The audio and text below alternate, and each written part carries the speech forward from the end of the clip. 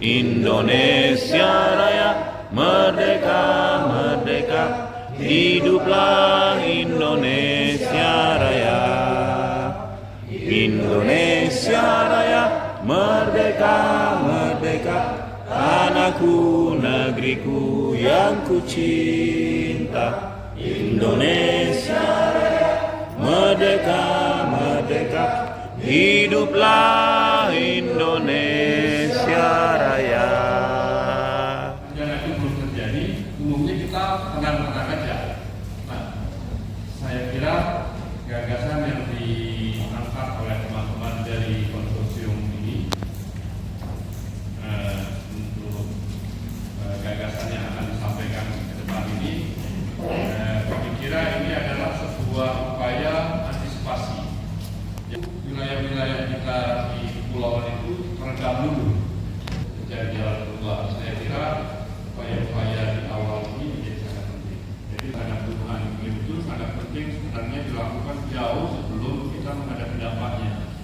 Kalau sudah dampaknya kita hadapi, kita sulit melakukan upaya-upaya antisipasi dan pencegahan.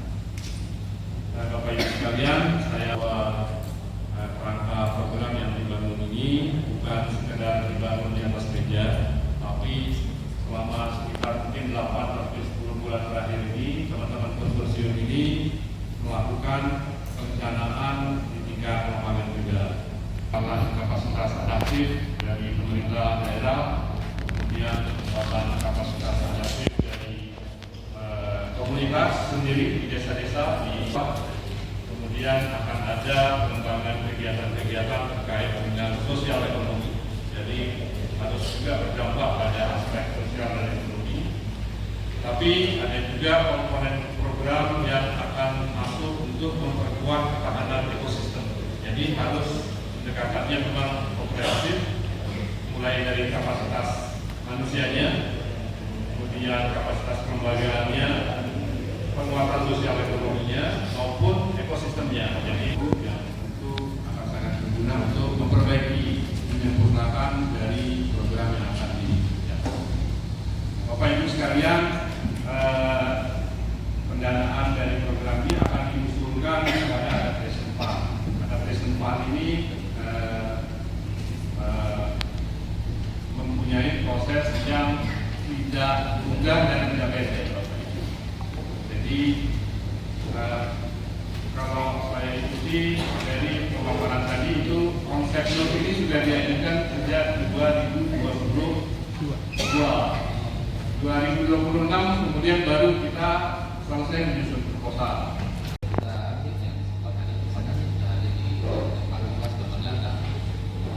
Kemudian yang saya hormati juga Pak Asisten Tiga, mewakili Bapak Bupati Pangkal dan Kepulauan, yang saya hormati para pimpinan OPD atau yang mewakili yang sempat hadir, ada hadir Pak Camat, Pak Camat juga Kalmas, juga Tanaya, sama saya hormati, dan Bapak Ibu sekalian, peserta pertemuan yang minta saya minta persatu dan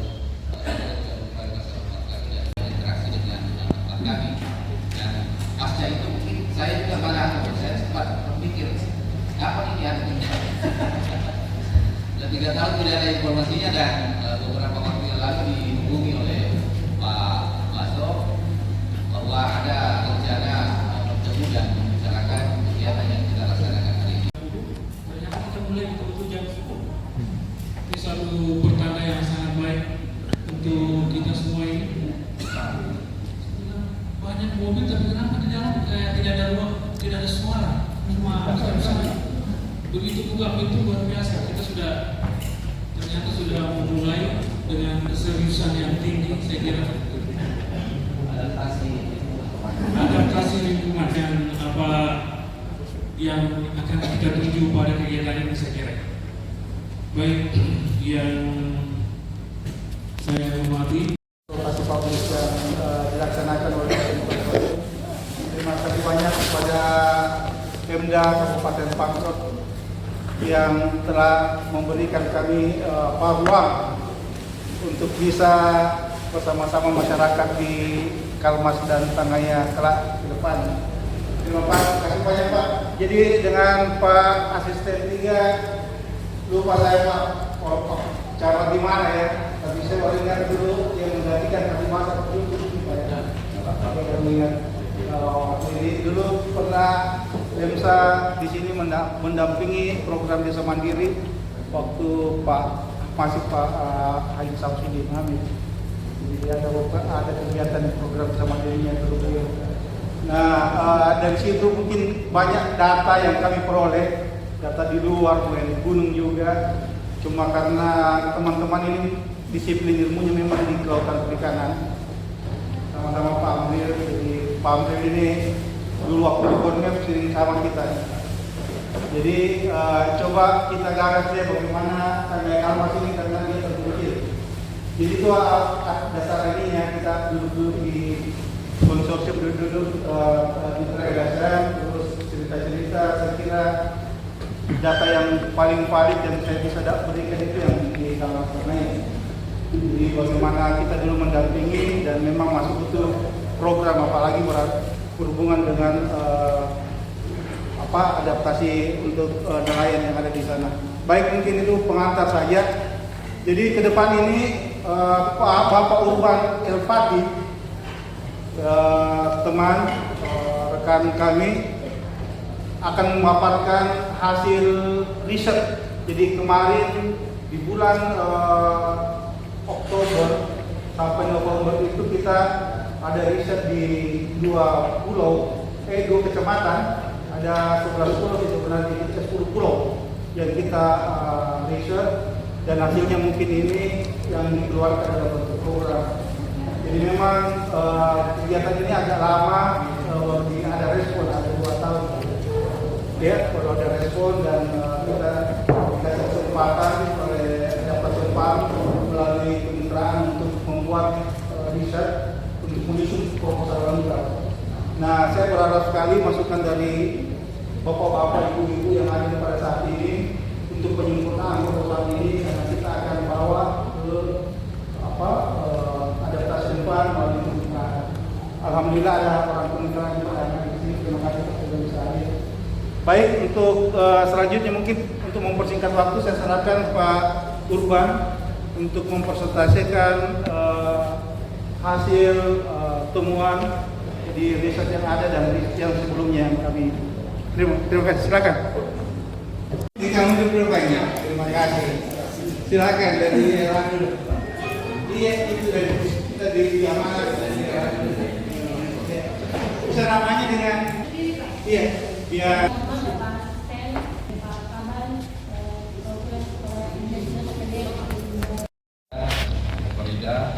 penyelenggara serta Bapak Ibu sekalian yang disebutkan nama satu.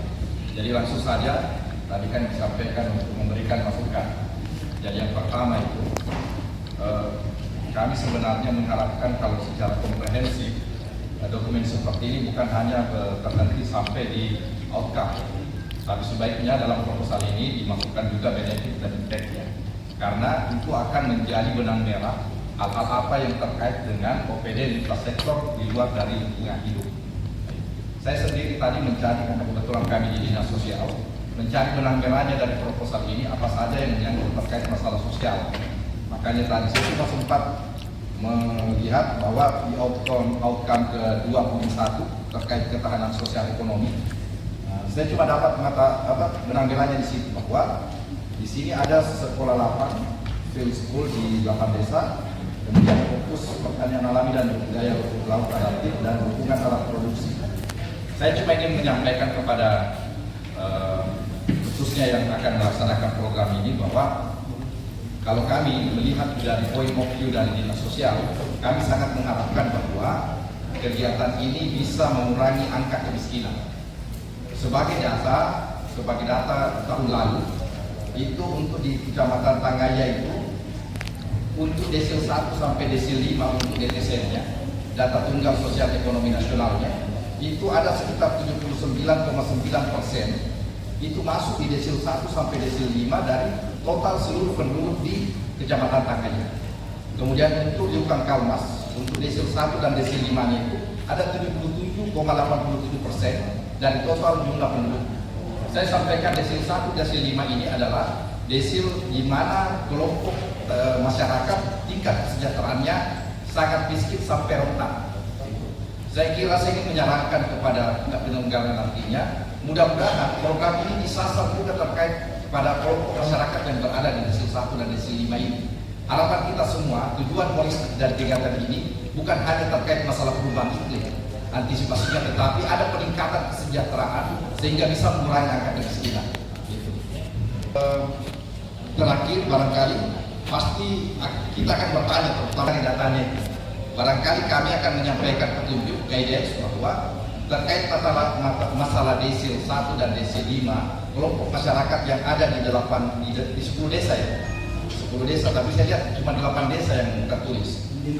Yang ada di Kecamatan Lukang Kaumas dan Tangaya ini bisa menghubungi pada operator 6NG pada setiap desa dan kelurahan yang menjadi lokus dari.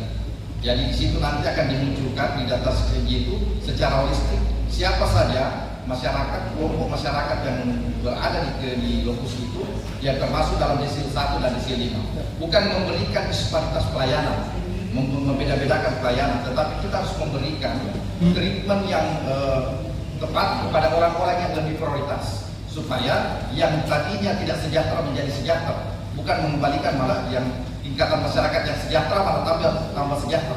Jadi kita harus meminimalisir masyarakat kita yang berada di tingkat sangat miskin dan rentan miskin. Saya kira itu saja. Terima kasih atas perhatiannya. Wassalamualaikum warahmatullahi wabarakatuh.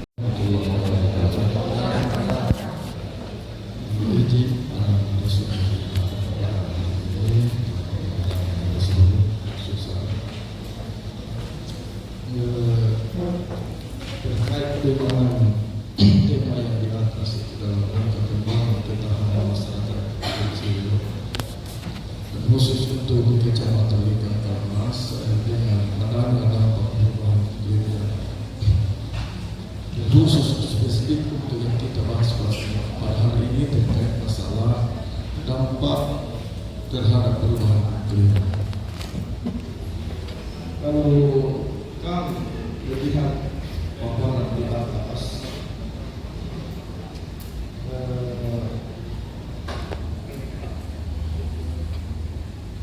memang di Kecamatan Lukang Kaumas ini ada musim angin kencang mulai terjadi itu antara sekitar bulan 5 sampai bulan Agustus, kemudian ada perubahan dari itu ke musim barat sampai Januari. Jadi terkait dengan permasalahan susah kendala apa yang kami hadapi di sana, kalau saya membahas mulai dari bulan pada bulan seperti ini, bulan masuk musim barat itu memang terdampak sebahagian besar di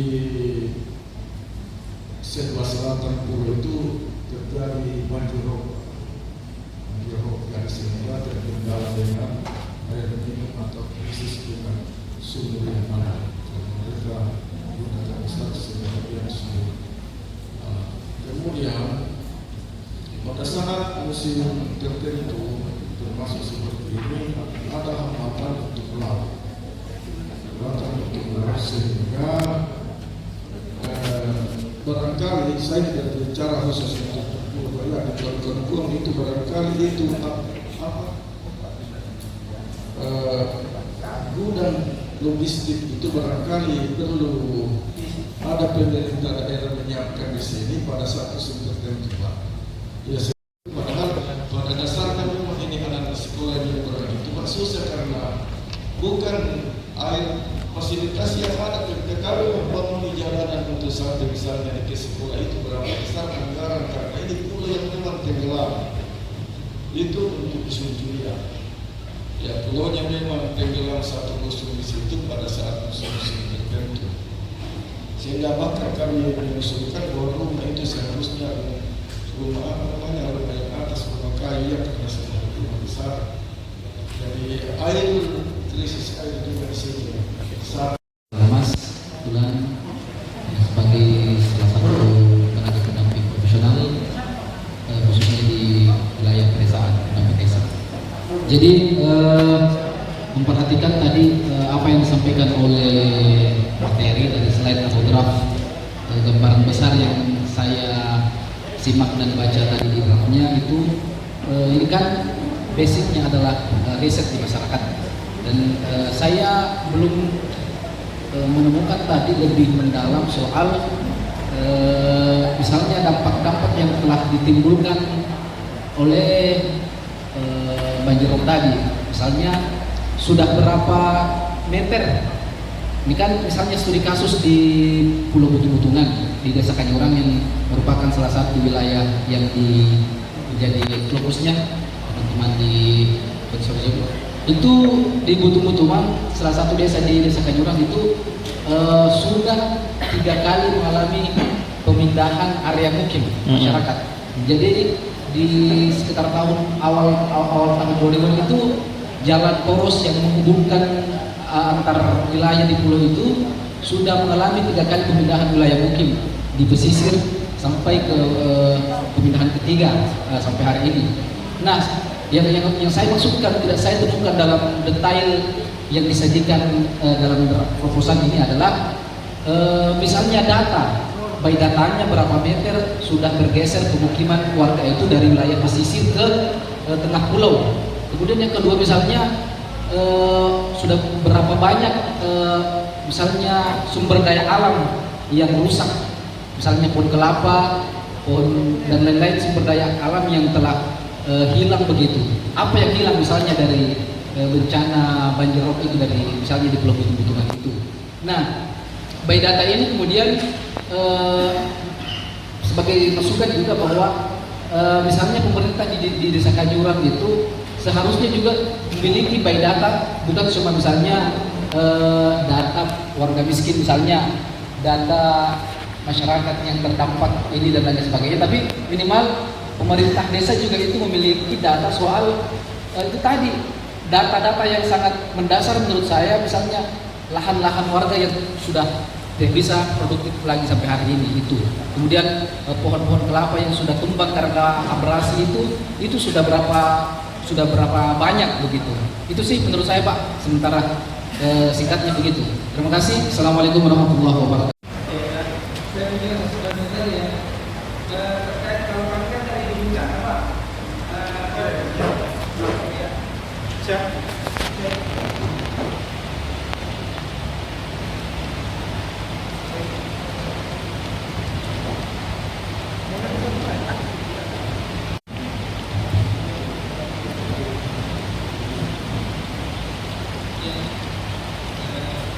Ada beberapa pertanyaan Pak. Yang mungkin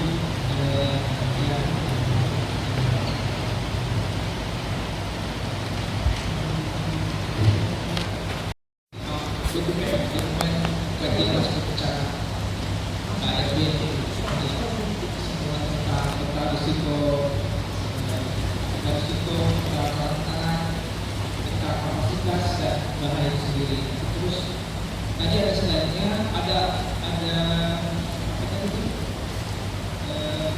tentang rumusnya tadi. Ini ada sedikit yang frameworknya tadi, yang rumus risiko kita merasa kali vulnerability bagi kapasitas ya, itu tidak ada ya? Atau ada ya? Jadi sedangkan apakah disinkronkan dengan data kajian tersebut dengan kami yang pertama. Terus kami juga sudah ada juga rencana penanggulangan bencana. Jadi yang misalnya sudah di KRB sendiri, penawarnya ada di rencana penanggulangan bencana, itu intervensi rencana siapa yang dilakukan terkait. Ya Pak, 2 hari lalu ketika timnya Bapak ya, Bapak Saudara Palestina ke Bangkuda dan kita sempat diskusi kecil, ini hal yang sangat menarik. Menariknya begini ya. Yang pertama, kalau dari perspektif perencanaan Pak, kita melihatnya adalah ketika ada peluang kegiatan yang lokusnya di kepulauan itu sangat membantu kita. Ya. Karena dari sisi perencanaan banyak hal.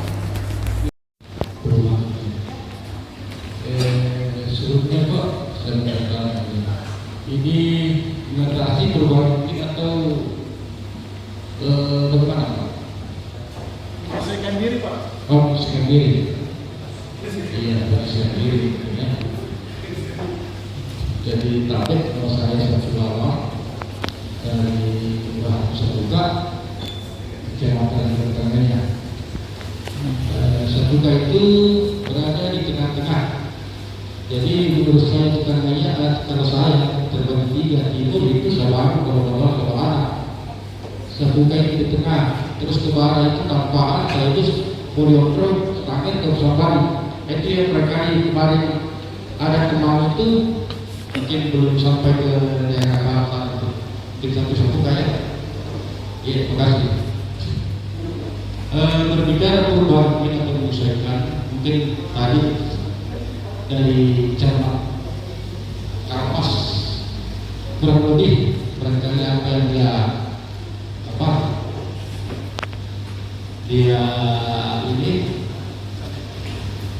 dia hadapi atau dia rasakan daerah Karmas kurang lebih barangkali tanya pada khususnya. Namun ada sedikit juga masalah ini pulauan khususnya pulau kami yaitu Pulau Sebuka khususnya itu ada musik memang yang pada dasarnya air lebih tinggi daripada daratannya. Ya, lebih tinggi Pak daripada daratannya itu. Ya bukan nanti musik seperti ini. Itu ada khusus musik tertentu itu air menyeberang. Itu berada di terlalu yang khususnya namanya Kabupaten itu. Seperti Bapak yang kemarin itu mungkin dapat informasi atau tidak langsung itu. Itu yang sementara kami itu masih dengan membangun namanya Gorong-Gorong melalui bantuan dari Pemda yang alhamdulillah kemarin kita masukkan lagi sekali baik dengan ada Bapak ini yang tadi itu BNPB untuk mengatasi dan alternatif ada itu yang bisa kami lakukan. Karena kenapa? Pada dasarnya pulau itu rahasia, pada dasarnya pulau rahasia. Namun ini saya buka lain dari lain. Karena kenapa? Memang air naik dalam faktor yang tertentu dan itu berperang seperti itu barangkali. Terus sebenarnya pulau ini kita di pulau Jepang mestinya bukan karena malas ya bukan. Kita di pulau lantaran karena mencari tenaga toh. Lepas tenaga selesai. Karena kenapa tidak sama dengan daratan. Mungkin terlepas dari tenaga ada namanya sawah atau jalan ada sebagainya. Kalau di pulau tenaga toh. Dan tadinya bisa berkaya, habis tenaga selesai. Itu yang membuat kita miskin. Seperti itu. Tapi bukan berarti tidak potensi. Contoh, ada tidak berani potensi.